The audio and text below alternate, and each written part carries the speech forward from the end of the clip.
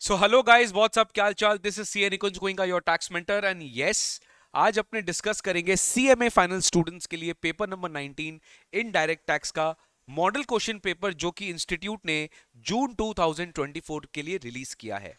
ठीक है, तो before discussing the entire paper, let's discuss कि सर एमक्यूपी में इस बार आपका प्रीलिमिनरी व्यू क्या है, कि किस तरह के क्वेश्चंस थे, हाउ वाज द पैटर्न। देखो, पेपर पैटर्न में कोई डिफरेंस नहीं है। पेपर पैटर्न में जैसे अपने को पता है, सेक्शन ए में आपको 15 क्वेश्चंस दिए रहेंगे और आपको 2 मार्क्स ईच करके आपको 30 मार्क्स का टोटल जो है एमसीक्यूज पूछा जाएगा। अब ये जो 15 क्वेश्चंस है, ये प्रॉपर एमसीक्यूज है। अब स्टूडेंट्स का इसमें डाउट आता है कि सर इसमें मुझे क्या प्रॉपर रीजनिंग के साथ इसको एक्सप्लेन करना है कि नहीं करना है। तो देखो, पहला जो पिछला टर्म गया था उसके हिसाब से मेरे को लगता है कि you should definitely right the reasons. Although जब पेपर आया था तो वहां पे क्लियर कट एज सच लिखा हुआ नहीं था, but I think you should go with the reasons. आप रीजंस भी लिख देना, 2 लाइन 3 लाइन का रीजंस लिख देना along with the answers, along with the answer A B C D जो भी ऑप्शन है, आप रीजन भी लिख देना फाइनल लेवल पे। ठीक है, कि 2 मार्क्स का एमसीक्यू है तो डेफिनेटली थोड़ा वेटेज ज्यादा रहेगा और you should focus on that also. तो 15 marks, 15 question into 2 marks each, आपका 30 मार्क्स का जो है वो एमसीक्यू रहेगा। फिर नेक्स्ट आपका जो सेक्शन बी है, सेक्शन बी में डिस्क्रिप्टिव टाइप क्वेश्चन है। That is you have to attempt any 5, आपको 5 अटेम्प्ट करने पड़ेंगे। 5 क्वेश्चंस जो है वो अटेम्प्ट करने पड़ेंगे आउट ऑफ 7। ठीक है, आउट ऑफ 7 क्वेश्चंस आपको 5 अटेम्प्ट करना है और each question will carry 14 marks each question will carry 14 marks each, that is 70 marks. अभी जो 14 मार्क्स का क्वेश्चन रहेगा, ये 7-7 भी हो सकता है, 8-6 भी हो सकता है, 5-5-4 भी हो सकता है, कैसा भी हो सकता है, किसी भी पार्ट में क्वेश्चन आ सकता है। तीसरी बात इंपॉर्टेंट याद रखिएगा कि कस्टम्स एफटीपी का अब कोई सेपरेट ब्रेकअप नहीं होगा। कस्टम्स एफटीपी अब बीच में मिक्स्ड क्वेश्चन ही रहेगा, आपको अलग से कोई सेगमेंट नहीं दिया रहेगा जो पहले होता था कि आपको अलग से कस्टम्स का, अलग से एफटीपी का, अलग से जीएसटी का क्वेश्चन सेक्शन वाइज पूछा जाता था। Now there is a mix and match. ठीक है, हो सकता है कि एक क्वेश्चन का एक पार्ट जीएसटी है, उसका सेकंड पार्ट कस्टम्स है, उसका तीसरा पार्ट एफटीपी है, और ये भी हो सकता है कि 2 क्वेश्चन है back to back customs FTP के, तो ऐसा भी किया जा सकता है।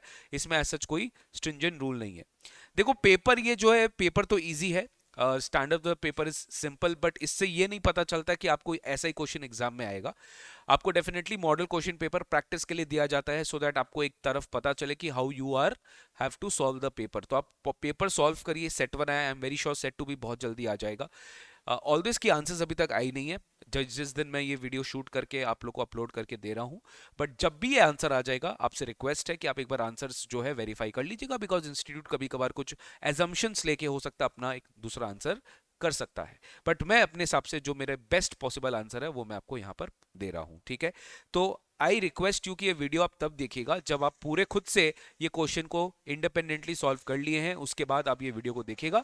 मॉडल क्वेश्चन पेपर आप इंस्टीट्यूट के वेबसाइट से डाउनलोड कर सकते हो, और प्लीज प्रॉपर्ली इसको सॉल्व कर दिएगा और फिर आप ये पेपर को देखिएगा। या फिर आप मेरे साथ साथ देखना चाहते हो, मेरे साथ साथ एग्जीक्यूट करना चाहते हो, जैसे मैं क्वेश्चन में गया, आप पॉज कर लिए, अपना आंसर सोच लिए, मेरे आंसर के साथ टैली कर लिए, that is also a fine good method, कोई इशू नहीं है।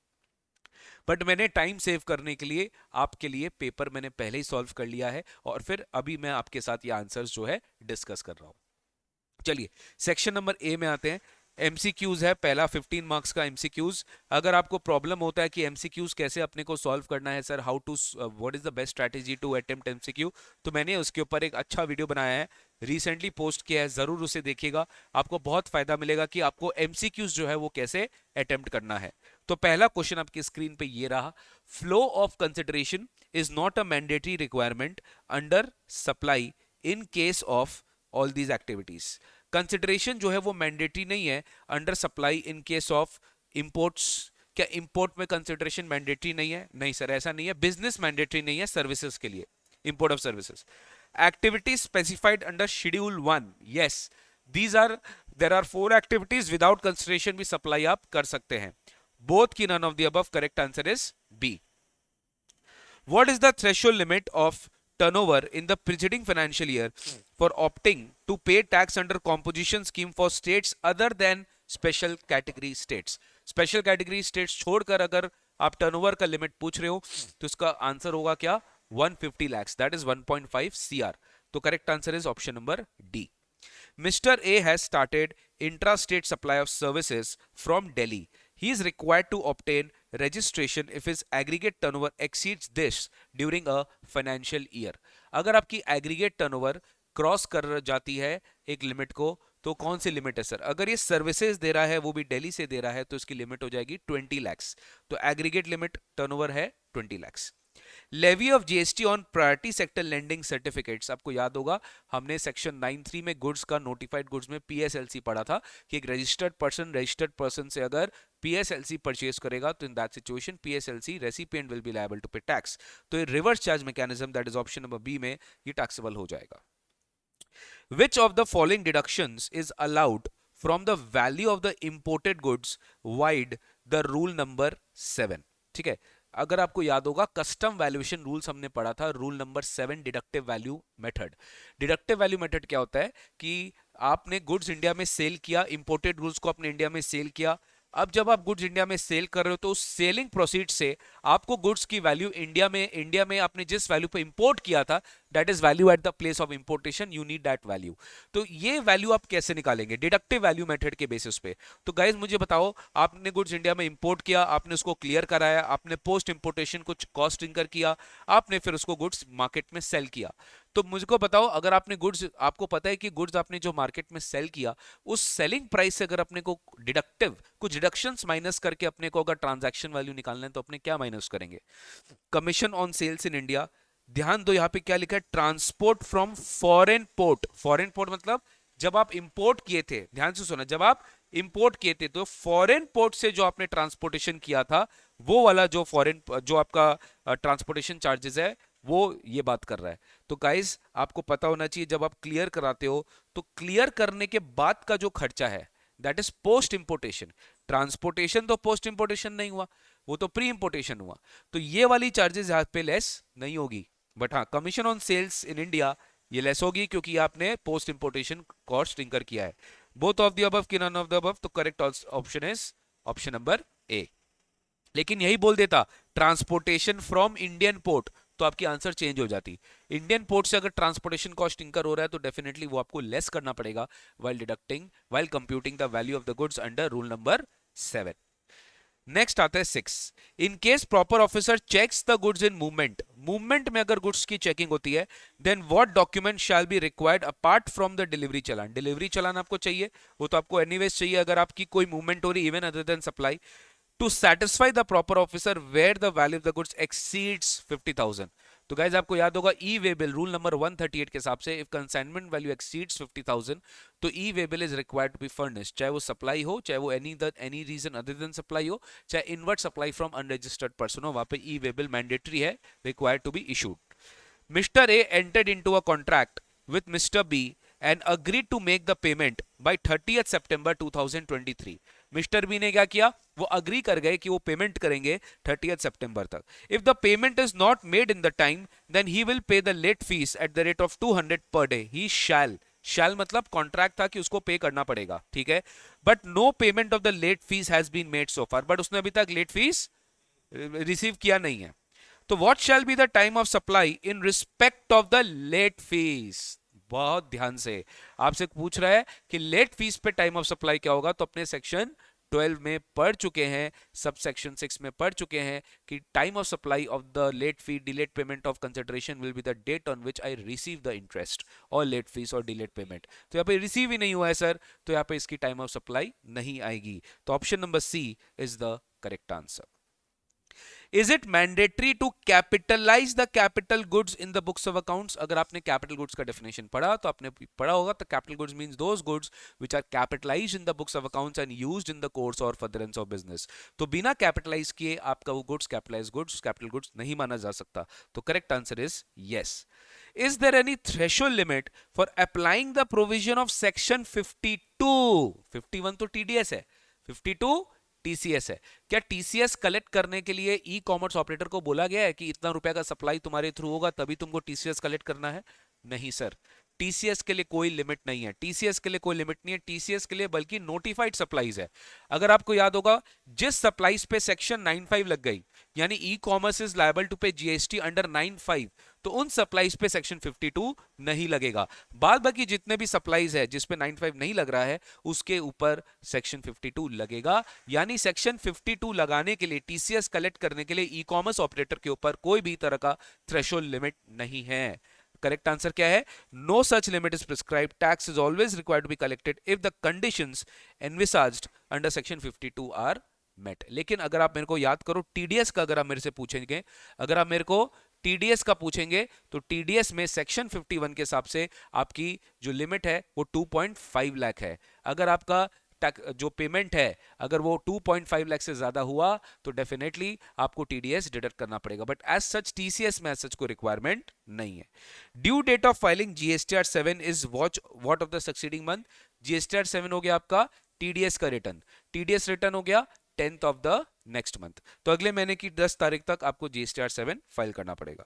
Out of the following transaction which is not considered as supply under GST, इनमें से कौन सा सप्लाई जो है वो नहीं माना जाएगा? इनमें से कौन सा सप्लाई जो है वो नहीं माना जाएगा? इनमें से कौन सा सप्लाई जो है वो नहीं माना जाएगा? ठीक है, out of the following transaction which is not considered to be supply under GST, which is not considered to be supply under GST, इनमें से कौन सा ट्रांजैक्शन है जो सप्लाई नहीं माना जाएगा? तो हाई सी सेल है, कि payment of salary by employ to employ है, कि सेल ऑफ लैंड है, कि ऑल ऑफ दी अबव है? तो यहां पर सर अगर आपको याद होगा ये सारे ट्रांजैक्शन शेड्यूल 3 वाले हैं। शेड्यूल 3 में हमने पढ़ा था कि अगर आप लैंड सेल करते हो तो this is activity neither to be treated as supply of goods nor as supply of service. High sea sale, employer employ, ये सारे एक्टिविटीज जो है ये आपके जो है सप्लाई के स्कोप में नहीं आएंगे। देखो एक फॉरेन ट्रेड पॉलिसी से एकदम इजी क्वेश्चन आ गया। Minimum value addition required to be achieved under DFI है। डीएफआई क्या हो गया? Duty free import authorisation scheme. अगर आप duty free import authorisation scheme में जाना चाहते हो तो आपकी मिनिमम वैल्यू एडिशन क्या है? यहाँ पर आप इंपोर्ट करके एक्सपोर्ट करते हो तो यहाँ पे आपका मिनिमम वैल्यू एडिशन का एक रिक्वायरमेंट होता है which is 20%, which is how much? 20%। तो ये सब है ना एफटीपी में जितने भी परसेंटेजेस है, टाइम लिमिट्स है, ये सब आपको ध्यान रखना पड़ेगा, ये सब एमसीक्यू में आता है। तो duty free import authorisation scheme के अंदर में जो भी आप वैल्यू एडिशन करेंगे that should be minimum 20%। Next, Raj a resident of India, थोड़ा ध्यान से, returned back to India from London after 2 years of stay. बहुत अच्छे से ध्यान रखना, राज इंडिया में वापस आया लंदन से 2 साल बाद एंड ब्रॉट ज्वेलरी ऑफ ₹42,000। 42,000 का ज्वेलरी लाया, वो भी कितना ग्राम्स? 18 ग्राम्स। तो गाइज अगर आपको बैगेज रूल्स याद है तो बैगेज रूल्स में आपने पढ़ा था कि जेंटलमैन पैसेंजर के लिए up to 20 grams 50,000 per passenger is allowed if he has come after in India after staying for more than at least 1 year abroad।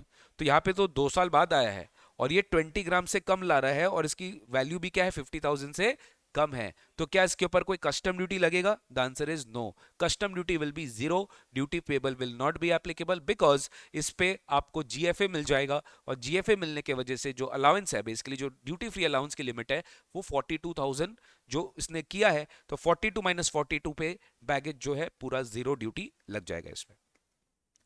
अब देखो ये थोड़ा सा थ्योरी वाला था। Dash grants the permission for manufacturing और other operations in the bonded facility. देखो warehouse chapter में हमने पढ़ा था कि मान लीजिए if your goods have been deposited in the warehouse, now you want to do some manufacturing activity in that warehouse, तो आपको परमिशन लेना पड़ेगा। तो किन का परमिशन लेना पड़ेगा? This was a good question. Assistant commissioner का, डेप्यूटी कमिश्नर का, कि एडिशनल कमिश्नर का, कि कमिश्नर का? कमिश्नर का। Commissioner will permit you only then you will be allowed to manufacture और do some other operations in the bonded facility of the department.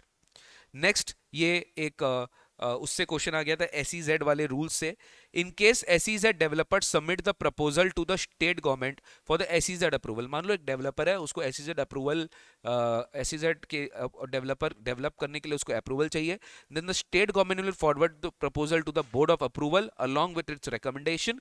वो state government जब proposal forward करेगा along with recommendation, तो कितने time limit के अंदर करेगा? This will be done in 45 days. तो गाइस ये सब कुछ क्वेश्चंस है। जनरली क्या होता है कि एब्सोल्यूट थ्योरी है, या तो आएगा या तो आपको नहीं पता चलेगा।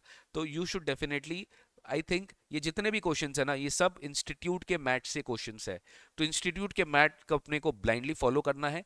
एंड डोंट वरी, अपने अभी कमिंग वीक से जैसे अपना मैराथन खत्म होगा, जैसे आप सबको पता है 20 अप्रैल को हमारा मैराथन है, ठीक है। आईडीटी का कॉमन टॉपिक्स का मैराथन है, इंटर फाइनल दोनों के लिए। जो बच्चे फाइनल वाले बच्चे, आप लोग के लिए मैराथन एप्लीकेबल है, इंटर वाले बच्चे के लिए तो है ही। कॉमन टॉपिक्स वाला मैराथन हमने इनिशियल चैप्टर्स वाला कवर करेंगे, उसके बाद एक्सक्लूसिव जो थ्योरी टॉपिक्स है वो हम लोग एक अलग दिन जो होगा खाली फाइनल स्टूडेंट्स के लिए होगा। उसके बाद will start with the proper starting of the practice session. हम लोग प्रॉपर प्रैक्टिस सेशन स्टार्ट करेंगे, जहां पे इंपॉर्टेंट क्वेश्चन जो है from the institute mat, tax saviour जो कि आपको पता है कि हम अपडेट कर रहे हैं, टैक्स सेवियर बुक जो फाइनल के लिए वो हमारा इन दी प्रोसेस है। इंटर का सारा अपडेट हो चुका है, 20 अप्रैल को हमारा लॉन्च है, उसके बारे में हम आपको अलग से बताएंगे। तो 45 डेज के अंदर अंदर आपको जो है ये करना पड़ेगा, ठीक है। तो ये आपका 15 एमसीक्यूज हो गया, एकदम स्कोरिंग है। अगर आप चाहते हो कि आप आईडीटी में एग्जामिशन लाना चाहते हो तो आपको ये 30 मार्क्स जो है बहुत अच्छे से अटेम्प्ट करना पड़ेगा, क्योंकि इसमें your handwriting, I mean your handwriting, your answer writing skills will not B judged. Your you will B judged based on your analytical skills, you will B judged based on your objectivity skills, कि आपने course को कितना अच्छे से पढ़ा है, आपको आपका कवरेज कितना ज्यादा अच्छा है। आप कोई भी चीज छोड़ नहीं सकते, कहीं से भी कुछ भी पूछा जा सकता है। Now let's come to section B. बहुत इजी क्वेश्चन थे सेक्शन बी में भी, and it was from past year MTPs, और it was from past year papers, it was from institute mat, सब कंपाइल करके इंस्टीट्यूट ने ये एमक्यूपी बनाया है। सेक्शन बी में आते हैं क्वेश्चन नंबर 2A में। क्वेश्चन 2A में आते हैं, R limited a manufacturer of cosmetic products supplied a package consisting of body oil, body lotion, shampoo and soap. तो कितना जीएसटी रेट है? 18%, 28% एंड 12%। अलग अलग गुड्स जो है उसने सप्लाई किया, बट उसका एक पैकेज बना दिया, ठीक है। क्या बना दिया? पैकेज। नाउ द प्राइस पर package is what? 750। 15,000 packages were supplied by the company. Determine the nature of the supply and its GST liability. Guys, आपको पता है इसका आंसर बहुत सिंपल है, बट खाली आंसर सोचने से नहीं होता, you have to write. And writing skills तभी उस पर डिपेंड करता है जब आप एक्चुअल में लिखते हो। तो मैं आप लोग से रिक्वेस्ट करता हूं, प्लीज प्रॉपरली इसका आंसर लिखिए, और जब इंस्टीट्यूट का सजेस्टेड आंसर आएगा प्लीज क्रॉस वेरीफाई इट। मैंने भी आपको बहुत सारे सजेस्टेड आंसर दिए, मैंने भी आपको टैक्स बुक में बहुत सारा मटेरियल्स में प्रोवाइड किया Q&As, तो प्लीज उसको आप देखो, समझो। मैं आपको यहाँ पे मैं आपको बता देता हूँ कि कैसे आपको आंसर लिखना है। Your first part of the answer will be the relevant provision. अब मार्क्स देखो, मार्क्स देखो, ये 7 मार्क्स का क्वेश्चन है और 3 पार्ट्स है, तो डेफिनेटली 2 से 3 नंबर का कम से कम आपका एक पार्ट रहेगा। और इतना ईजी है कि आपको खाली ये नहीं बताना है कि नेचर ऑफ सप्लाई ये है और टैक्स रेट ये है, आपको इनफैक्ट पूरे डिटेल्स में बताना है कि इसका जो इसका जो है, फर्स्ट आपको बताना है रेलिवेंट लॉ क्या है। रेलिवेंट लॉ में आप मिक्स सप्लाई का लॉ बता देंगे, that when there are two or more supplies made together for a single price, where where the supplies are artificially bundled in the ordinary course of artificially bundled and it is not a composite supply, then it will be treated to be a mixed supply. In this case, all these products, body shop, body oil, body lotion, shampoo, all are supplied for a single price and it is not naturally bundled, it is not naturally, so this is treated to be a mixed supply, and the rate of GST will be applicable which at supply of that supply which attracts the highest rate. In this case it is 28%. So GST liability will be 15,000 into 750 per package into 28%. So total GST will be 31,50,000. This concludes your answer. खाली ऐसा नहीं है कि बस mix supply बता दिया, tax बता दिया, आंसर पूरा नंबर नहीं मिलेगा आपको, ठीक है। It's a final level, you need to give that much respect. ये भी सर एकदम इंटर वाले क्वेश्चन थे। Hotel provides 3 days 2 nights package where the facility of breakfast and dinner is provided along with the room accommodation. Determine whether it is composite or mixed. तो ये definitely क्या हो गया? Composite supply हो गया, because this is naturally bundled in the ordinary course of business and it is supplied together. Principal supply is the accommodation service and the GST rate of the or the accommodation service will be considered to be the tax rate of the entire supply. A toothpaste company has offered a scheme of free toothbrush of 25 along with the purchase of toothpaste of 248. मतलब अगर आप toothpaste खरीदते हो 248 का तो आपको toothbrush भी free मिलेगा। Classify whether it is composite और मिक्स्ड। अब काफी स्टूडेंट्स इसमें मिक्स सप्लाई तो बोल देंगे, बट वो क्या करेंगे, वो 248 प्लस 25 पे जीएसटी लगाएंगे। नहीं बाबा नहीं, ये टूथब्रश का तुमको वैल्यू बताया, ये नहीं बोला कि टूथब्रश मैंने सप्लाई किया 25 रुपया में, नहीं, 25 रुपए का चीज मैं 248 के साथ दे रहा हूं, तो 248 ही चार्ज हो रहा है. It is a single price is 248. अगर मान लो मैंने 248 भी ले लिया, 25 भी ले लिया, तब तो ये मिक्स सप्लाई है ही नहीं ना, तब तो आइटम वाइज सप्लाई है. आइटम वाइज सप्लाई मतलब इंडिविजुअली मैंने सेल कर दिया. तो 248 में मैंने क्या किया, दो प्रोडक्ट आपको सप्लाई किया, तो rate of tax of the highest rate will be applicable in this case. तो ये आपका 7 मार्क्स का क्वेश्चन था. These type of questions guys आप एक्सपेक्ट कर सकते हो. यही है इंटर और फाइनल के बीच में डिफरेंस. फाइनल में क्या है, थ्योरेटिकल क्वेश्चंस इंस्टीट्यूट ज्यादा पूछ रहा है, समझ रहे हैं.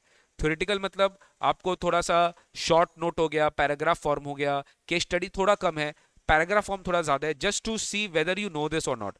Returns 3B. अब मेरे को एक बात बताओ, आपने मेरा रिटर्न का डेमो क्लास देखा है? डेमो क्लास मतलब प्रैक्टिकल डेमो क्लास देखा है कि मैंने आपको सिखाया है कि रिटर्न कैसे दिखता है. तो आपको ये लर्न नहीं है, बट आपने कभी देखा है, आप उसके बेसिस पे आंसर दे दीजिए. Briefly list the contents of 3B. अब 3B में क्या क्या डिटेल्स आपको फाइल करनी होती है? What are the details you need to file in 3B? तो summary, first of all GSTR 3B is a return which is a summary return. It is not invoice wise detail. Invoice wise detail कौन सा होता है? GSTR 1 होता है. तो GSTR 3B में क्या क्या जाएगा? Summary of outward supplies, summary of outward supply, summary of input tax credit which you are claiming. अच्छा, total interest and late payments, late fees which you have made. अच्छा, your all exam supplies, your non taxable supplies, your non GST supplies which you are making, everything will be covered over summary level. Your output tax details, your ITC details, your payment of tax details, your set of entries, everything will be there in your GSTR 3B. अपने own words में भी आप लिख सकते हो, आपको word to word जो है मैच नहीं करना है इंस्टीट्यूट के मैच से. तो ये अच्छा क्वेश्चन था, question number part B 7 marks का. अब 3 आ जाइए. 3A में इंस्टीट्यूट ने एक नया क्वेश्चन बनाया है, ये कहीं से भी पूछा नहीं गया था, इन्होंने अलग अलग जगह मिक्स करके पूछ लिया था. ये एग्जामिशन का क्वेश्चन था. डेफिनेटली आपके एग्जाम में examination is important. Compute the value of taxable supply of agro farm limited for the month of May if all the amounts are exclusive GST. Agro farm registered है, furnishes the following details. आपको बस ये देखना है कि exempt है कि taxable, exempt है कि टैक्सेबल है. बेसिकली एग्रीकल्चरल सर्विस से सवाल आया है. कहां से सवाल है? Agriculture service. तो कोई भी इंस्टीट्यूट किसी भी सर्विस को बेस बना के आपको सवाल पूछ सकता है. तो receipts from supply of farm labour, ये याद होगा, ये एग्रीकल्चर सर्विस है. अच्छा, कोई भी तरह का टेस्टिंग सर्विसेज होता है in relation to agriculture produce, it is exempt. तो चाहे सीड टेस्टिंग हो, एग्जेम्प्ट होगा. सॉइल टेस्टिंग हो, ये भी एग्जेम्प्ट होगा. अच्छा, warehousing of potato chips, chips बोल दिया है, चिप्स. तो अगर वेयरहाउसिंग ऑफ पोटैटो चिप्स है, potato chips is not an agriculture produce, तो ये क्या हो जाएगा? टैक्सेबल हो जाएगा सर. अच्छा, commission received on sale of wheat, wheat तो सर एग्रीकल्चरल प्रोड्यूस है, और एग्रीकल्चर प्रोड्यूस से related whatever commission services I am giving, whatever commission I am earning, that is exempt from GST. अच्छा, याद आ रहा होगा आपको, training of farmers on use of new pesticides and fertilisers develop through scientific research. हमने पढ़ा था agricultural extension services. Agricultural extension services means training farmers with respect to application of scientific research methods in agriculture sector. तो यानी अगर मैं agriculture sector में farmers को train कर रहा हूं कि आपको साइंटिफिक रिसर्च मेथड्स कैसे लगाने हैं, पेस्टिसाइड्स कैसे यूज करने हैं, फर्टिलाइजर्स कैसे यूज करने हैं अपने प्रोडक्शन को ग्रो करने के लिए, तो वहां पर जो भी चार्जेस लिया जाएगा that will be totally exempted. तो ये एग्जेम्प्टेड है. अच्छा, ये भी एग्जाम में आया हुआ है. एक स्टड फार्म है और कैटल फार्म है. स्टड फार्म हो गया हॉर्स का, तो हॉर्स वाला चीज हमेशा क्या होगा? टैक्सेबल. कैटल फार्म जो होगा leasing out of the land, ये हो गया आपका पूरा का पूरा exempt. Warehousing of rice, rice ध्यान रखना एग्रीकल्चर प्रोड्यूस नहीं है, पैडी एग्रीकल्चर प्रोड्यूस है, बट राइस के लिए स्पेसिफिकली एग्जेम्पशन है कि अगर आप राइस का वेयरहाउसिंग स्टोरेज सर्विसेज ले रहे हैं तो वो एग्जेम्प्ट हो जाएगा. अच्छा, सेम कॉटन, कॉटन में अमेंडमेंट आ गई थी बेटा. कॉटन का भी पहले वेयरहाउसिंग सर्विसेज एग्जेम्प्ट होता था, बट अब ये टैक्सेबल हो गया है, डिलीट हो गया है वो अमेंडमेंट नोटिफिकेशन. फिर ये भी अलग से हमने पढ़ा था फ्रूट्स एंड वेजिटेबल्स का, अगर आपको याद होगा, pre waxing, ripening, cooling, or this retail packing and labeling which does not alter the essential characteristics of this fruits and vegetables, this will be deemed to be exempt. अब आपके exam में हो सकता है इंस्टीट्यूट बोलते नहीं ये taxable है क्योंकि ये एसेंशियल कैरेक्टरिस्टिक्स को ऑल्टर कर रहा है, तो वो आपको अजम्पशन जो है अपने एग्जाम में लेके चलना पड़ेगा. ठीक है, तो ये आप जो भी टोटल करेंगे that will be your final answer. Part B एकदम रिपीटेड क्वेश्चन है. Akhil registered person provides the following information for the month. अच्छा, आप पार्ट ए का वो कैसे करेंगे? How will you give the presentation? कुछ नहीं है, computation of value of taxable supply particular amount, जो एग्जेम्प्ट है वहां पे अमाउंट कॉलम में एग्जेम्प्ट लिख देना, जो टैक्सेबल है वह टैक्सेबल में अमाउंट लिख देना, दैट्स इट, और कुछ नहीं करना है। नोट में आपको यहां पर कुछ नहीं देना है, खाली आपको यार रीजन देना है, एग्जाम टैक्सेबल कुछ नहीं देना आपको यहाँ पे। नोट में आप नीचे एक नोट दे देना एज पर नोटिफिकेशन नंबर, याद करो एग्रीकल्चर एग्जामिशन सर्विसेज का मैंने आपको रिक्वेस्ट किया था, उसका आप नोटिफिकेशन नंबर लर्न करके जाना, CTR notification number 12/17 dated 28 June as amended. As per this notification, agricultural related services are exempt. ये चीज आप लिख देना बस, दैट्स मोर देन सफिशिएंट। हर एक सर्विस का क्या नोट देना, आपको थोड़ी ना बताना है कि एग्जेम्प्ट क्यों है, टैक्सेबल क्यों, ये सब आपको बताना नहीं है। पार्ट बी में आ जाइए। Akhil registered person provides you the following details for the month of March. Input tax credit for inward supply 2 lakh, taxable supply excluding ZRS कितना है 10 लाख, एक्सपोर्ट कितना है 5 लाख, एग्जाम सप्लाई कितना है 3 lakh, inward supplies on which is liable to pay tax on reverse charge, ये कितना है 2 लाख। थोड़ा ध्यान से, हाँ। Compute ITC available to him. अब इसमें मेरे को बताओ, इसमें इंस्टीट्यूट ने बताया नहीं है कि इसमें तुमने GST कितना पे किया है, इसमें तुमने GST कितना पे किया है, बट हम आपको इसी के बेसिस पे, क्योंकि अब इसमें रेट ऑफ टैक्स भी कहीं दिया हुआ नहीं है, इसमें रेट ऑफ टैक्स दिया होता तो अपने कर लेते। तो अपने यहाँ पे क्या अज्यूम कर रहे हैं कि ये जो 2 लाख है, इस 2 लाख का ही अब तुमको अपोर्शनमेंट करके बता रहे हैं, क्योंकि इसी का तुम अपोर्शनमेंट कर रहा है। तो 2 लाख अपने याद करो, पढ़े थे E/F, याद है, एग्जेम्प्ट बाई टोटल, तो तुम उल्टा कर लो ना, टैक्सेबल बाय टोटल, तो टैक्सेबल में ZRS भी आ जाता है, याद आ रहा है, T1 T2 T3 सब हमने रूल 43 में पढ़ा, तो अल्टीमेटली अपने T4 निकाल रहे हैं। T4 क्या है, वो input credit which is attributable to taxable and ZRS। तो तुम्हारा टोटल टर्नओवर कितना है, ये आपके टर्नओवर में नहीं आएगा, पता है, क्योंकि इनवर्ट सप्लाई है। तो टर्नओवर में 10, 5 और 3 18 लाख आपका टर्नओवर है, टैक्सेबल और एग्जेम्प्ट वाला पोर्शन पे आपको क्रेडिट मिल जाएगा। तो अल्टीमेटली 15/18 इंटू कितना 2 लाख, तो 1,66,667 is my total ITC which is attributable to taxable and zero rated supply, जिसका क्रेडिट मैं ले सकता हूं। अब ये RCM जो तुम पे कर रही है अल्टीमेटली जो टैक्स रेट एंड ऑल, इसके ऊपर हम अभी बात नहीं किए। अगेन ये RCM वाला चीज भी डिपेंड करेगा, अगर RCM वाला जो टैक्स है आपको इसको भी एट्रीब्यूट करना पड़ेगा, क्योंकि आपने एग्जाम टर्नओवर भी किया है सर, ठीक है, आपने एग्जाम टर्नओवर भी किया, तो इसका भी आपको RCM जो है एट्रीब्यूट करना पड़ेगा। अरे बोलो भाई, ठीक है। नेक्स्ट क्वेश्चन 4 और A और B देखो, पूरा थ्योरी है, यहाँ पे आपको सेक्शन 51 बताना था, ब्रीफली समराइज। अब आप थ्योरिटिकल क्वेश्चंस को एकदम अच्छे से अपने ओन वर्ड्स में लिख सकते हैं। आपको सेक्शन याद नहीं है, कोई बात नहीं है, आप मत याद करिए, मत लर्न करिए, आप एग्जामिनेशन हॉल में फंबल मत होइएगा, आप जो लिख सकते हैं लिख कर आइएगा, ब्लैंक पेज मत छोड़कर आइएगा।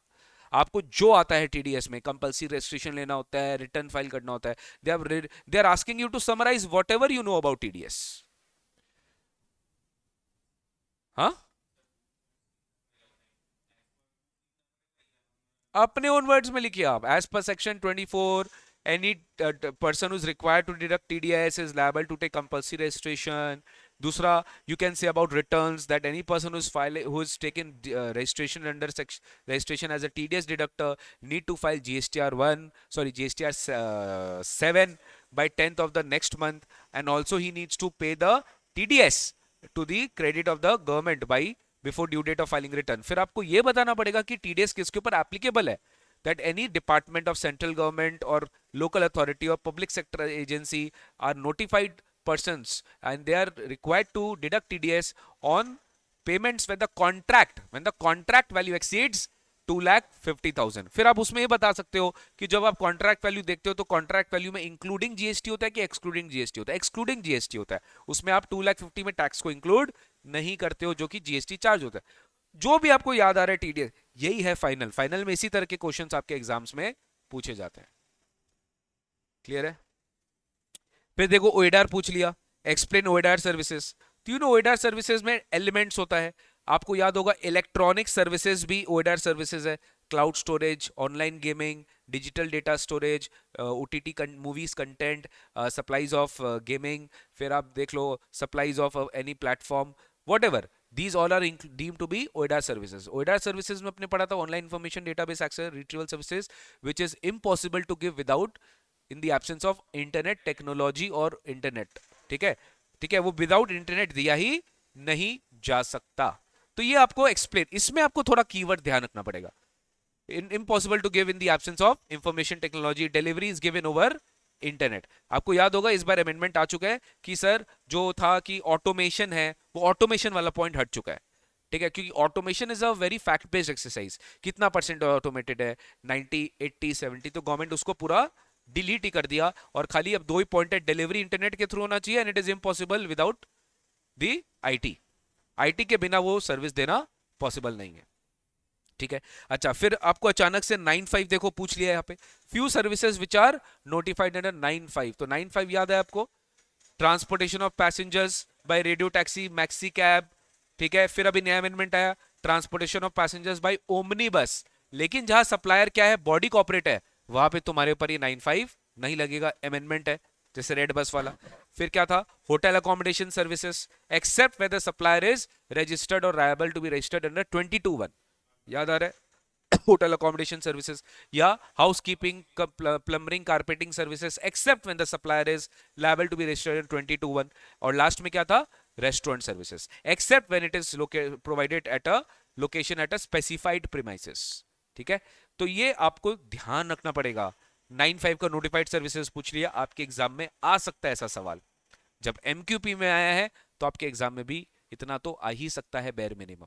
ठीक है, क्वेश्चन 5 है पूरी, मतलब इंस्टीट्यूट की मैथ से था, खाली प्लेस ऑफ सप्लाई का क्वेश्चन था, बहुत इजी था। Section number 13, section number 13 event management service, याद है, location of the event will be considered to be the place of supply.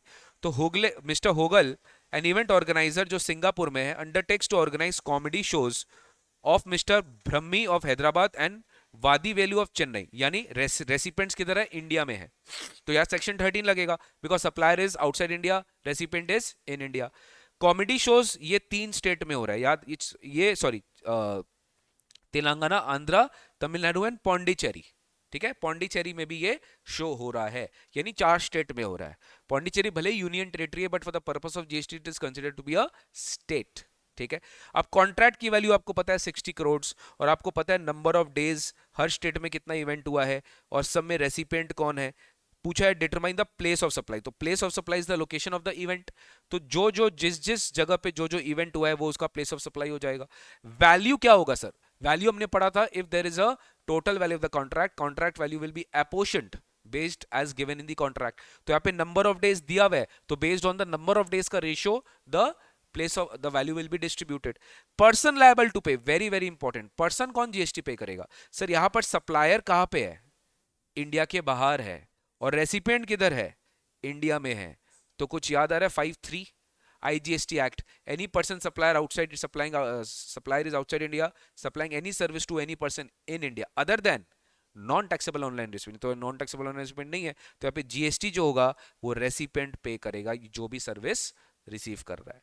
तो सर हमें प्लेस ऑफ सप्लाई पता चल गया, ईच स्टेट, हमें रेसिपेंट पता चल गया, ब्रह्मी ब्रह्मी, Vadivelu Vadivelu. Now we just need to give value. तो वैल्यू कुछ नहीं है, आप 60 करोड़ को क्या करेंगे, 20/50 रेशियो, समझ गया, 15/50, 14/50, 1/50। आप 60 करोड़ को इनसे मल्टीप्लाई कर देंगे, आपका ये 4 आंसर आएगा, और this will be the value of supply. यहाँ पे आपको टैबुलर फॉर्मेट में आंसर देना पड़ेगा। You will give computation of the और डिटर्मिनेशन। तो पहले आप ये 4 स्टेट का नाम लिखेंगे, फिर आप प्लेस ऑफ सप्लाई लिखेंगे, फिर आप वैल्यू लिखेंगे, फिर आप लायबिलिटी लिखेंगे, तीनों आंसर आप दे देंगे, बहुत ईजी है। And then in the note you can give the reason that as per section number 13 of IGST Act, you don't have to write the subsection numbers, just write as per section 13 of IGST Act, the place of supply of event management services is the location of the event. If the event is if the event is located, if the event is being supplied in more than one states in India, then location of each and every state will be considered to be the place of supply. And in this, and if the contract value is clearly determined, then whatever value as per the contract decided will be considered to be the value of supply. ठीक है, then as per section 5(3) of IGST Act, any person receiving services from any person outside India will be liable to pay GST under reverse charge mechanism. खत्म। Ultimately examiner को तुमको बताना है, answer ये है, इसका रीजन ये है, दैट्स इट। एग्जामिनर को आपने बताया कि हाँ इसका आंसर है, बट इसका कोई रीजन मेंशन नहीं है, डेफिनेटली आपके ऊपर आपको पूरा मार्क्स नहीं मिलेगा, आपको 50% मार्क्स तो आपका डिडक्ट हो जाएगा, स्पेशली 7 मार्क्स का जब क्वेश्चन आ रहा है। और यही होता है आपके एग्जाम्स में। ठीक है, पार्ट बी में आते हैं। अगेन बहुत अच्छा सवाल आया, रूल नंबर 32 से, इजी था क्वेश्चन ये। रूल 32 याद होगा, वैल्यू ऑफ सप्लाई में हम लोग पढ़े थे स्पेसिफिक नोटिफाइड सप्लाईज में money exchanger services. Smart limited exported some goods, smart limited exported some goods to LG Inc of USA. It receive $9,000। ध्यान देना, हमने गुड्स इंडिया के बाहर एक्सपोर्ट किया, हमें $9,000 मिला एज कंसिडरेशन, और ये फॉरेन करेंसी हमने सेल कर दिया 71 पर डॉलर में। कितना में? 71 पर डॉलर। तो हमारे पास डॉलर आया। Compute the value of supply and money changing service under GST if the RBI reference rate at that time was 72 पर डॉलर। ध्यान देना, 72 पे तो आरबीआई का रेट चल रहा था, बट तुमको 71 में मिला, यानी ₹1 का डिफरेंस है। तो अगर आरबीआई रेफरेंस रेट है तो अपनी याद है, difference between RBI rate and the actual rate will be the value of supply. तो 72 माइनस 71, ₹1 पर डॉलर, और कितना डॉलर है? 9,000। तो टोटल वैल्यू कितना हो गया? 9,000 रुपीज। ये ₹1 है ना, ये ₹1 है, तो ₹1 इंटू 9,000 कितना हो गया? 9,000 रुपया। तो 9,000 क्या हो जाएगा? Value of supply. और इस पे जीएसटी लगेगा, इस पे। सिमिलरली अगर आरबीआई रेफरेंस रेट अवेलेबल नहीं है तो अपने पढ़े थे 1% लेना पड़ेगा of the total exchange value. तो एक्सचेंज वैल्यू क्या है? 9,000 into 71 into 1%, which is 6390। Next part पूछ रहा है compute the value of supply, cross currency पूछ रहा है। देखो, $9,000 आर कन्वर्टेड इनटू 4,500 पाउंड्स। यहाँ पे आरबीआई रेट का तो क्वेश्चन ही नहीं उठता, तो हमने क्या पढ़ा था? Convert the respective currency into INR. तो यहाँ पे अपने को आरबीआई रेफरेंस रेट दे दिया रिस्पेक्टिव करेंसी का। तो डॉलर का रेट क्या है? डॉलर का रेट क्या देखो बेटा? 73। तो हमने 9,000 इंटू 73 कर दिया, 6,57,000। वैसे यूके पाउंड का रेट क्या है? 101। तो 4,500 इंटू 101, 4,54,500। इसका लोएस्ट का हमने क्या पढ़ा था? 1%। तो इसका लोएस्ट क्या है? 4,54,500 इंटू 1%, द आंसर इज 4,545। तो ये आपका वैल्यू सप्लाई आ जाएगा। 7 मार्क्स का क्वेश्चन है, नहीं लिखना पड़ेगा इसमें, कोई प्रोविजन नहीं इसमें। आप जैसे आप प्रॉपर कोई आंसर लिखते हो, ये प्रॉपर आपका ये प्रैक्टिकल आंसर है, इसमें कोई प्रोविजन नहीं है। तो लिख ही तो रहे हो आप, प्रोविजन तो समझा ही रहे हो, इसमें कोई प्रोविजन आपको नहीं लिखना पड़ेगा, जस्ट शो द वर्किंग्स। ये बहुत डेडली क्वेश्चन था, डेडली क्वेश्चन था, और मेरे हिसाब से आपके एग्जाम में आएगा। डोंट वरी, मैं आपको मैराथन से समय कवर कराऊंगा। Demonstrate various trade facilitation measures taken by Indian customs. ठीक है, कस्टम्स का एकदम लास्ट पेज में एक छोटा सा 2-3 पेज का इंस्टीट्यूट के मैट में एक सब चैप्टर है, ट्रेड फैसिलिटेशन मेजर्स। मैं आपको बता देता हूं इस चैप्टर में अल्टीमेटली लिखा क्या है। Over a period of time, lots and lots of facilitation measures have been taken by Indian government in customs law, be it ease of doing business, be it procedural lapse का delay जो हो रहा था उसको remove करना, be it 24/7 custom clearance support, be it very easy to handle things। तो बहुत सारे गवर्नमेंट ने ट्रेड फैसिलिटेशन मेजर्स लिए हैं इन लास्ट बहुत सारे साल में। तो उसका एक जगह सारा पॉइंट्स दिया हुआ है, करीब करीब 18 to 20 पॉइंट्स है, if I am not wrong. उसी में से गवर्नमेंट ने बोला कि कुछ इंस्टीट्यूट के मैट में, मतलब सजेस्टेड क्वेश्चन में आया कि कुछ आप पॉइंट्स बता दीजिए, तो आपके एग्जाम में आ सकता है। आपको बस ध्यान रखना पड़ेगा क्या पॉइंट, और आपको यहाँ पे थोड़ा सा जो है लिख देना है। ठीक है, जैसे कि देखो डेफर्ड पेमेंट है, मैंने कुछ लिखा है, digital signature certificate requirement, 24/7 clearance, email notification. Suppose जैसे आपका कोई गुड्स डिस्पैच हो रहा है या गुड्स आने वाला है तो आपके पास ऑटोमेटिकली ईमेल आ जाएगा, मतलब एवरीथिंग इज डन ऑटोमेटेड। फिर देखो इस तरह के क्वेश्चन जनरली कम आते हैं कि आपको पूरा स्कीम ही पूछ लिया कि एडवांस ऑथराइजेशन स्कीम के बारे में बताइए। जैसे एफटीपी में आपने बहुत सारे स्कीम पढ़ा था ना, RoDTEP scheme, MEI scheme, they will ask you a particular thing about that scheme. ऐसे नहीं पूछ लेंगे कि analyse advance authorisation scheme.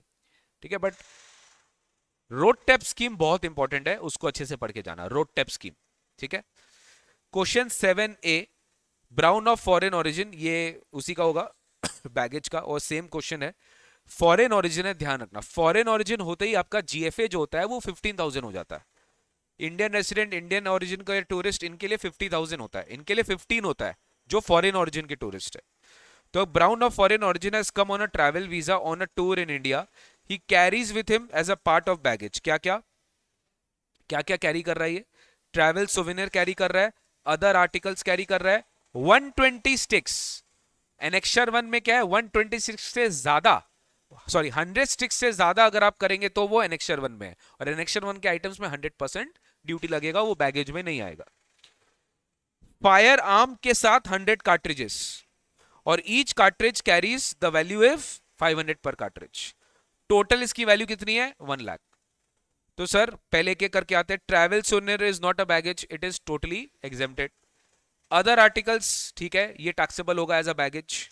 120 sticks में हमने क्या किया, आपका 100 स्टिक्स को ही बैगेज माना, 100 बाकी 20 स्टिक्स क्या हो जाएगा, 20 स्टिक्स क्या हो जाएगा, 20 इंटू 100 क्या हो जाएगा बताओ, एनेक्शर 1।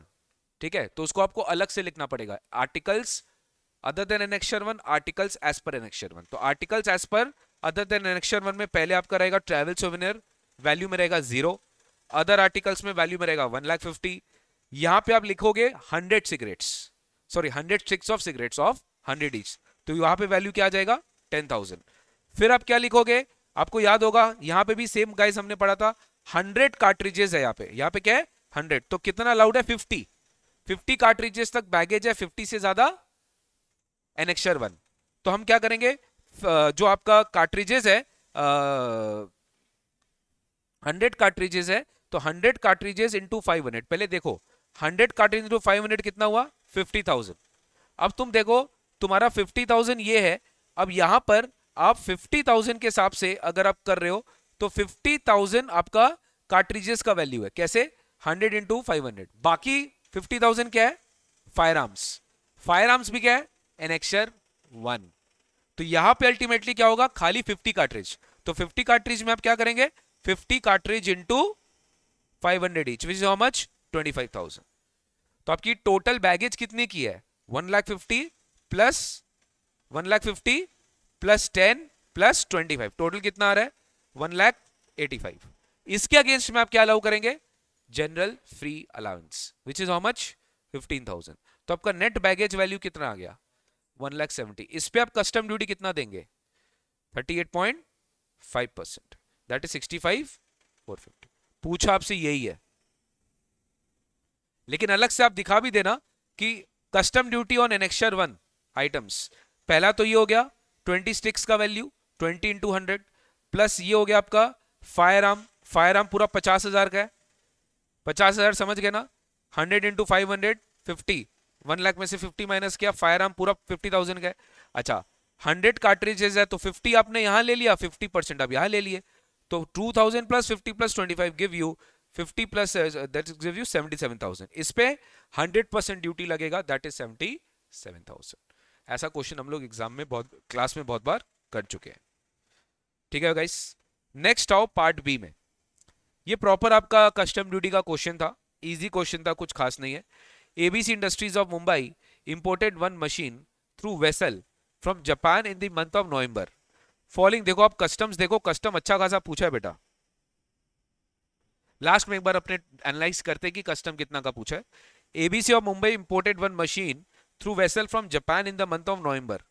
ये आपको कैलकुलेशन कस्टम ड्यूटी का पूछा है, मैंने एक रफ कैलकुलेशन किया है, एसेसेबल वैल्यू और कस्टम ड्यूटी पेबल। इसमें एक अजम्पशन मैंने लिया क्योंकि क्लैरिटी नहीं था क्वेश्चन में, बट प्लीज एक बार आप अपने सजेस्टेड आंसर में देख लेना। Cost up to the port of exportation incurred by the exporter, ये तो आपका ऐड हो जाएगा। Loading charges at the port of exportation, ये भी ऐड हो जाएगा, ध्यान रखना है सब जापानीज येन में।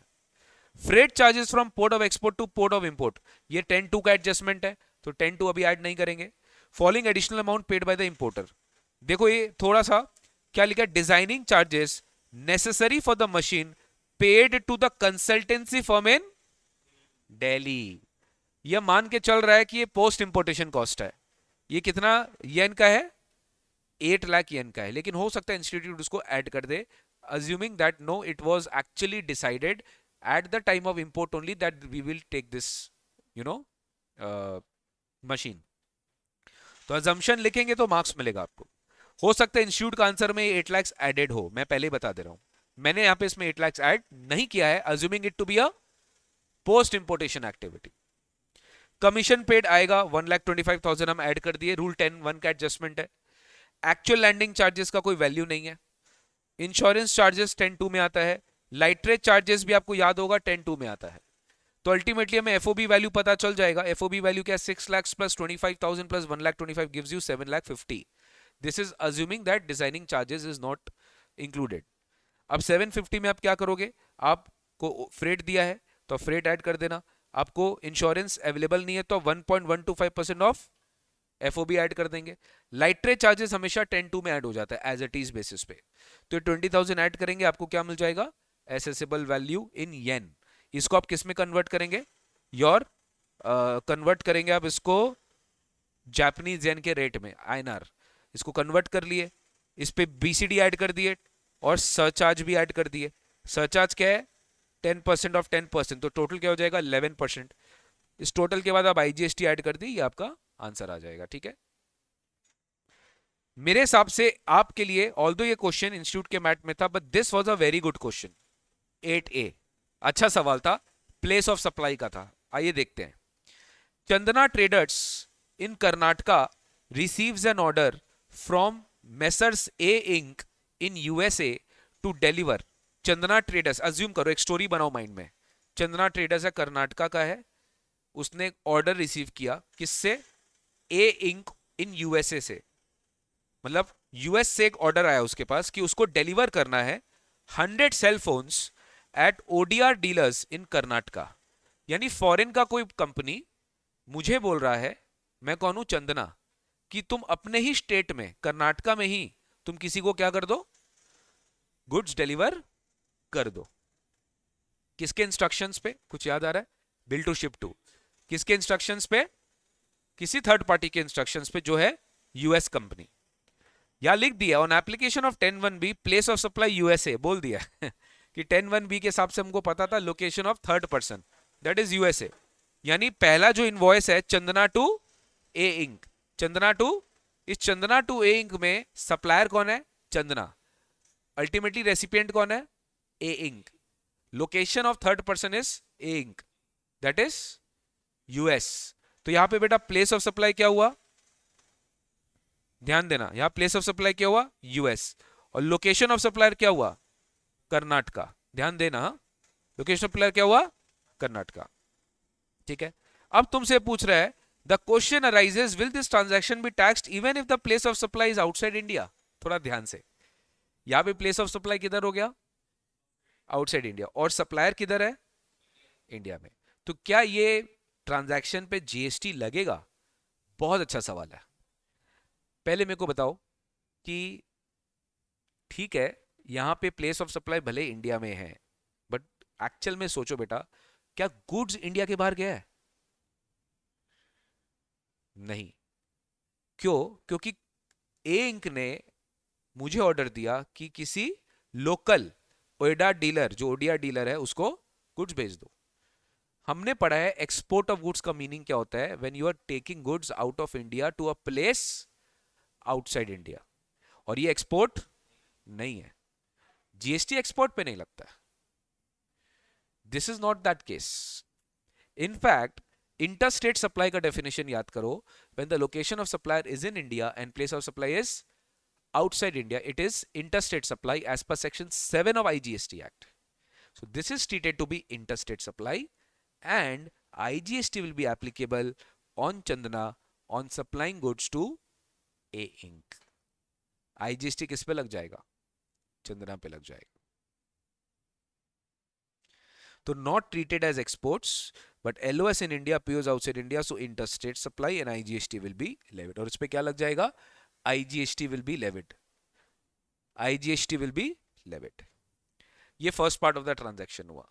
Second part of the transaction क्या है बेटा? सेकेंड पार्ट हुआ कि sir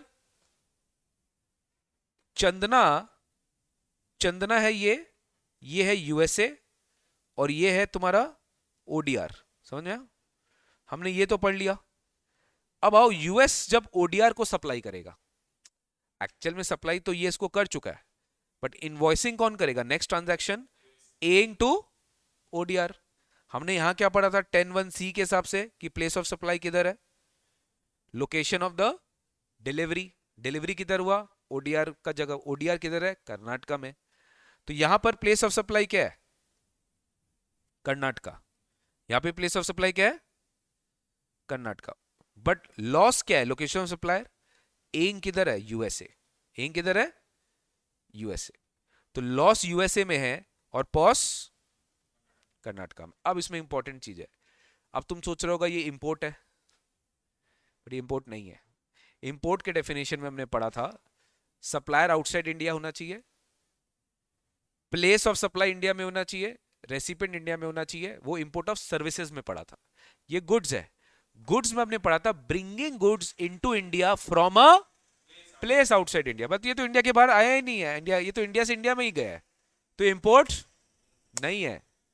again this is considered to be interstate supply. क्यों, क्योंकि लॉस इंडिया के बाहर है, प्लेस ऑफ सप्लाई इंडिया में है, it is considered to be interstate supply and hence IGST will be levied under reverse charge. IGST will be levied under जो India में है, यानी कि जो ओडिया डीलर है ना बेटा, उसके ऊपर जीएसटी है और उसी को टैक्स देना पड़ेगा। तो LOS outside India, POS in India, so interstate supply and hence IGST will be levied under 5(3) under reverse charge mechanism. Clear हुआ, अच्छा सवाल था ना, समझ में आया। प्लेस ऑफ सप्लाई से इन्होंने कैसे कनेक्ट किया कि टैक्स लगेगा नहीं लगे। बिल टू शिप टू में दो इनवॉइस होता है, ए बी को दे रहा है, बी सी को दे रहा है, ये दोनों ही का तुमसे पूछा और दोनों में आईजीएसटी लग रहा है। नेक्स्ट पार्ट क्वेश्चन आया, आइए देखते हैं। भागीरथ, ये भी मैथ से लिया गया क्वेश्चन है। Bhagirath has taken a loan from bank on 15 July worth rupees 2 crore. 2 crore का मैंने लोन लिया एंड परचेज्ड अ मशीन, और मैंने मशीन परचेज कर लिया। Subsequently I defaulted in paying the loan amount along with interest, मैंने इंटरेस्ट भी नहीं दिया, लोन भी नहीं दिया। Bank repossesses the machine from in on, bank मेरे से मशीन वापस कब ले लिया, 1 Jan. Banker sells the goods on, कुछ याद है, बैंकर कब सेल कर दिया, 26 April. Compute the value of taxable supply of goods in the hands of the banker in the two cases. पहला क्या है, machine is sold for 1 crore 90 lakhs, दूसरा क्या है, machine is sold for 1 crore 70 lakhs। कुछ याद आ रहा है, margin scheme, rule 32(5). Sir banker जो है यूज गुड्स बेच रहा है ना बेटा, क्योंकि मैं इसने जो है भागीरथ ने तो ये गुड्स यूज किया है, क्योंकि लोन जो है डिफॉल्ट हो गया, तो बैंकर क्या कर रहा है, उससे मशीन रिपोजेस कर और मार्केट में सेल कर रहा है, तो ये यूज गुड्स हो गया। तो बैंकर के ऊपर जीएसटी लायबिलिटी कैसे आएगा ये पूछ रहा है। तो हमने पढ़ा था रूल 32(5) में that if the defaulting borrower is there, उसकी जो बैंकर की जो परचेज वैल्यू होगी that will be reduced by 5% per quarter. याद होगा आपको, कब से होगा, जिस दिन डेट ऑफ डिस्पोजल हुआ है, आई मीन जिस दिन, सॉरी, डेट ऑफ रिपोजेशन हुआ है by the banker till the date of disposal. तो 1 जनवरी से 26 अप्रैल कितना क्वार्टर हुआ, 2, जैन फेब मार्च और अप्रैल। अप्रैल भी एक क्वार्टर माना जाएगा, पार्ट देयर ऑफ का प्रोविजन था। तो पहले हमने निकाला कि इसकी परचेज वैल्यू क्या होगी बैंकर के लिए। बैंकर के लिए परचेज वैल्यू क्या है, 2 करोड़ में से आपने 5% पर क्वार्टर, 2 क्वार्टर्स इनटू यानी 10% जो है माइनस कर दिया। तो 2 करोड़ का 10% कितना हुआ, 20 लाख। तो नेट कितना हुआ, 1 crore 80 lakh will be the purchase value in the hands of banker. इसका लॉजिक बड़ा सिंपल है कि भैया बैंकर के हाथ में भी तो डेप्रिसिएशन हुआ है ना, क्योंकि बैंकर 1 जन को लिया और 1 जन के बाद 26 अप्रैल को बेचा। तो ये जो डेट है, ये जो गैप है, यही पे हम लोग इसको समझ गए। अब आप देखो 1 करोड़ 80 lakhs हो गया आपका टोटल परचेज कॉस्ट। अब आप क्या करोगे, इसका वैल्यू ऑफ सप्लाई निकालोगे। केस 1 में सेल वैल्यू क्या है, 1 करोड़ 90 lakhs, हमने परचेज वैल्यू लेस किया 1 करोड़ 80 जो हम निकाल चुके हैं। मार्जिन कितनी है, 10 लाख की है। इस पे आईजीएसटी कितने का लगेगा, 18% का लगेगा। आईजीएसटी कितने लगेगा, 18, क्यों यहाँ पे आईजीएसटी रेट दिया 18%, आईजीएसटी 18% मार्जिन पे लगा दिए, नो आईटीसी, यहाँ पे कोई आईटीसी आपको नहीं मिलेगा। केस 2 में क्या है, देखो ध्यान रखना, हमने बात किया था नेगेटिव वैल्यू इग्नोर करने का। हम अगर लोअर वैल्यू पे बेच रहे हैं तो इस पे कोई जीएसटी नहीं है, कोई लायबिलिटी नहीं है, कुछ नहीं है। ये 170 lakhs में बेचा, 1 करोड़ 80 lakhs का परचेज वैल्यू है, इसका मार्जिन 0 है, आईजीएसटी नहीं लगेगा सर। यही तो गाइस देखो, इतना भी डिफिकल्ट क्वेश्चन पेपर नहीं आता है, but what we try to make things difficult for us. So I believe अगर आप इंटर लेवल के जितने भी चैप्टर्स पढ़े थे वो अच्छे से करके जाएंगे, प्लस जो, हाँ, ऑब्वियसली यहाँ पे अपील रिवीजन ये सब के क्वेश्चंस नहीं थे, इसका ये मतलब नहीं कि नहीं आएगा ठीक है, ये एक प्रैक्टिस क्वेश्चन था, ठीक है। तो जस्ट एक प्रैक्टिस करने के लिए मैंने आपको ये सेशन आपके लिए लिया कि आपको भी एक बार सेट वन आप कर लो खुद से, तो आपको एक बार पता चल जाएगा। फिर सेट टू जब आएंगे तब भी हम लोग लेकर आएंगे, बट प्लीज़ याद रखिएगा अभी कमिंग वीक से हमारा बहुत सारा सेशंस आने वाला है। पहले मैराथन आएगा 20th को कॉमन टॉपिक्स का 11 AM, प्लीज़ शार्प ज्वाइन करेगा और अपने सारे दोस्तों को भी इन्फॉर्म करेगा। चलो आज के लिए इतना ही रखेंगे, और बस यूट्यूब चैनल सब्सक्राइब करके रखिए, बेल आइकन बटन दबा के रखिए, और सारे फ्रेंड्स को इन्फॉर्म कर दीजिए भैया कि हमारे यहाँ पे CMA फाइनल का और इंटर का जो होता है ना, एकदम एक्सक्लूसिव हम लोग क्लासेस लेते हैं स्टूडेंट्स के लिए, as per the institute mat. सारा टॉपिक्स कवर होता है, past term papers, RTP MTP सब कुछ कवर कराते हैं, और आप लोग को इंश्योर करते हैं कि आप लोग लास्ट तक बने रहे और एग्जाम अच्छे से प्रिपेयर करके दे सके sir. That's it for the day, thank you so much, take care, God bless you, see you very soon in the next session, till then अच्छे से पढ़ाई करिए, बाय बाय।